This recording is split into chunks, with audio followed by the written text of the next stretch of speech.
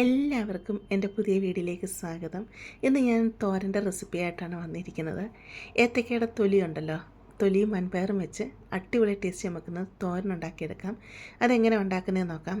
അതിന് വേണ്ടി ഞാൻ ഇവിടെ 5 ഏത്തക്കയുടെ തൊലി എടുത്തിട്ടുണ്ട്. നമ്മൾ ഏത്തക്ക ഉപ്പേരി അതുപോലെ ശർക്കര പുരട്ടി ഒക്കെ ഉണ്ടാക്കാൻ ഏത്തക്ക അങ്ങനെ പൊളിച്ചെടുക്കത്തില്ലേ, അങ്ങനെ പൊളിച്ചെടുത്ത ഏത്തക്കയുടെ തൊലിയാണിത് കേട്ടോ.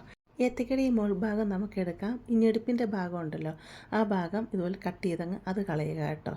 ഇതിന് നമുക്ക് ചെറുതായിട്ട് അരിഞ്ഞെടുത്തുകൊണ്ട് വരാം.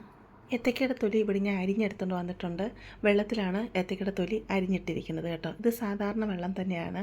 ഉപ്പും മഞ്ഞൾപ്പൊടി ഒന്നും ഈ വെള്ളത്തിലിട്ടിട്ടില്ല. ചിലരാണ് കറ പോകാനായിട്ട് ഉപ്പ് മഞ്ഞൾപ്പൊടിയൊക്കെ വെള്ളത്തിലിട്ട് വെക്കും. അപ്പോൾ ഏത്തക്കയുടെ തൊലി ആയതുകൊണ്ട് തന്നെ ഉപ്പ് മഞ്ഞൾപ്പൊടി ഒന്നും ഇട്ട് വെക്കേണ്ട ആവശ്യമില്ല. 2-3 വെള്ളം നല്ലതായിട്ട് കഴുകിയെടുക്കുക. എന്നിട്ട് വെള്ളം വാലാനായിട്ട് ഒരു അരിപ്പിലോട്ട് ഇത് മാറ്റാം.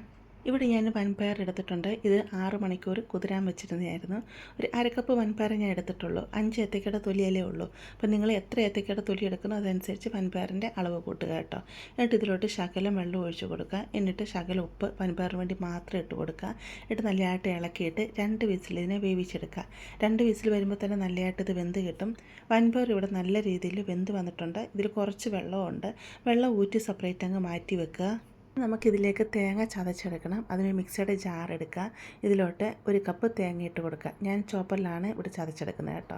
ഇതിലോട്ട് 4 അല്ലി വെളുത്തുള്ളി ഇട്ട് കൊടുക്കാം. വലിയ വെളുത്തുള്ളി ആയതുകൊണ്ട് ഞാൻ കട്ട് ചെയ്താണ് ഇട്ട് കൊടുക്കുന്നത്. നിങ്ങളുടെ കയ്യിൽ ചെറിയ വെളുത്തുള്ളിയാണ് ഒരു 6 അല്ലി വെളുത്തുള്ളി വരെയും ഇട്ട് കൊടുക്കാവുന്നതാണ്.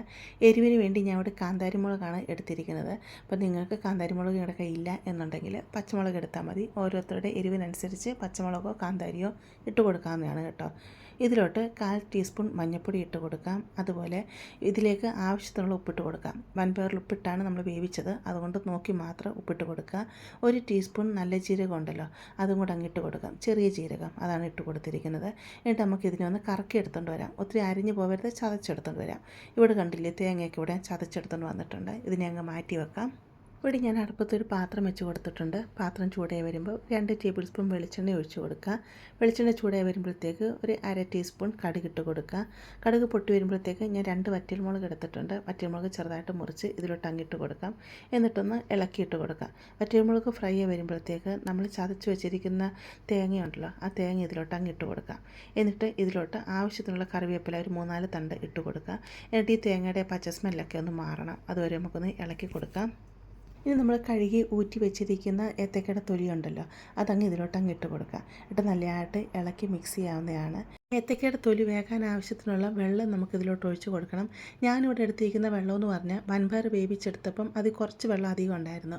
ആ വെള്ളം ഞാൻ മിക്സിയുടെ ജാറിലോട്ട് ഒഴിച്ച് കൊടുത്തിരുന്നു. എന്നിട്ട് മിക്സിയുടെ ജാറ് കഴുകിയെടുത്ത വെള്ളമാണ്. ഒരു 1/4 കപ്പ് വെള്ളം കാണും, അത്രയും വെള്ളമായിരുന്നു. അത് ഇതിലോട്ട് ഒഴിച്ച് കൊടുത്തു. അത്രയും വെള്ളം മതി കേട്ടോ. എന്നിട്ട് നമുക്ക് ഇതങ്ങ് അടച്ചു വെക്കാം. ഏത്തക്കയുടെ തൊലി ഒരു 1/4 ഭാഗം വരെയും വെന്ത് വരണം. ഇടയ്ക്കൊന്ന് ഇളക്കിയിട്ട് കൊടുക്കുക കേട്ടോ. ഇവിടെ ഉണ്ട് ഏത്തക്കയുടെ തൊലി 1/4 ഭാഗം വെന്ത് വന്നിട്ടുണ്ട്. ഇനി നമുക്ക് ഇതിലേക്ക് വൻപയർ അങ്ങ് ഇട്ട് കൊടുക്കാം. വൻപയർ കൂടി ഇട്ട് കൊടുത്ത് നല്ലതായിട്ട് ഇളക്കി ഇത് മിക്സ് ചെയ്യാവുന്നതാണ്. എന്നിട്ട് 2-3 മിനിറ്റും കൂടെ ഇത് അടച്ചു വെക്കുക. വൻപയർ അധികം വെന്തില്ല എന്നുണ്ടെങ്കിൽ 5 മിനിറ്റ് നിങ്ങൾ അടച്ചു വെച്ച് വേവിക്കുക കേട്ടോ. അപ്പോൾ ഞാൻ വൻപയർ എടുത്തപ്പോൾ നല്ല രീതിയിൽ അത് വെന്ത് വന്നിട്ടുണ്ടായിരുന്നു. ഒരു 2 മിനിറ്റ് ഞാൻ അടച്ചു വെച്ചു. എന്നിട്ട് പിന്നെ തുറന്നിട്ട് തീ കൂട്ടിയിട്ടിട്ട് വെള്ളമായി ഉണ്ടെങ്കിൽ അതിനെ ഇളക്കി വറ്റിച്ചെടുക്കാവുന്നതാണ് കേട്ടോ. നല്ല ടേസ്റ്റുള്ള വൻപയർ ഏത്തക്കത്തൊലി തോരൻ ഇവിടെ റെഡി ആയിട്ടുണ്ട്. അപ്പോൾ ഇങ്ങനെ തയ്യാറാക്കിയിട്ടില്ലാത്തവർ തീർച്ചയായിട്ടും ഇങ്ങനെ തയ്യാറാക്കി നോക്കുക. നിങ്ങൾക്ക് തീർച്ചയായിട്ടും ഇഷ്ടപ്പെടുവാണെങ്കിൽ ചാനൽ ഒന്ന് സബ്സ്ക്രൈബ് ചെയ്ത് സപ്പോർട്ട് ചെയ്യുക. അതുപോലെ ലൈക്ക് ചെയ്യുക. നിങ്ങളുടെ ഫാമിലിയോട്ട് ഫ്രണ്ട്സിലോട്ടൊക്കെ ഷെയർ ചെയ്ത് കൊടുക്കുക കേട്ടോ. നമുക്കിനി പുതിയ വീഡിയോ ആയിട്ട് അടുത്ത ദിവസം കാണാം.